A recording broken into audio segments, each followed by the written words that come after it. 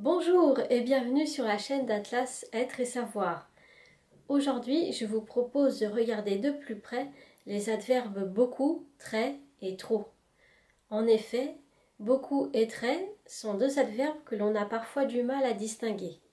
Dans cette vidéo, nous allons voir comment les employer. Première partie, beaucoup.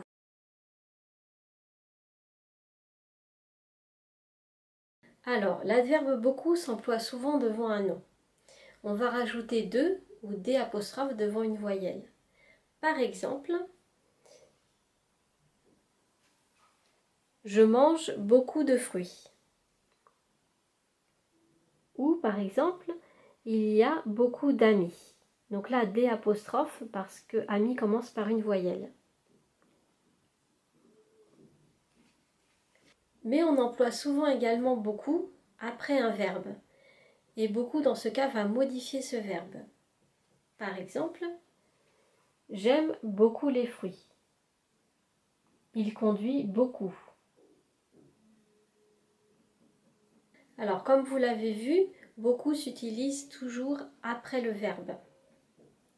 Et il est invariable, c'est-à-dire qu'il ne va pas changer en termes de pluriel, de féminin, de masculin, en nombre et en genre, il ne change pas, il est invariable.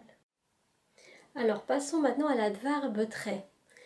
Très ne s'utilise pas n'importe comment également. Par exemple, on ne dira pas cette femme est beaucoup jolie, mais on va dire cette femme est très jolie. Pourquoi? Parce que jolie est un adjectif. Et c'est pareil pour un adverbe. On ne va pas dire je vais beaucoup bien, mais on dira je vais très bien, parce que bien est un adverbe. D'accord? Maintenant passons à l'adverbe trop. Alors trop, il a une petite note négative. On va dire par exemple il fait trop chaud. Dans ce cas, ça veut dire qu'on n'apprécie pas la chaleur. On n'aime pas qu'il fasse chaud.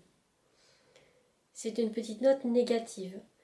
Si je dis il fait très chaud, c'est juste un constat, une observation. Mais il fait trop chaud, ça veut dire que je n'aime pas ça. Attention parce que trop, aujourd'hui, est employé souvent par les jeunes plutôt pour exprimer une connotation positive. Par exemple, ah mais c'est trop bien! Là, ça veut dire que c'est vraiment très très très bien. Mais là, on est dans un langage plus familier. Alors, pour vous exercer, je vous propose maintenant de passer à un exercice. C'est le meilleur moyen de s'entraîner et de faire des progrès. Alors, c'est parti pour l'exercice.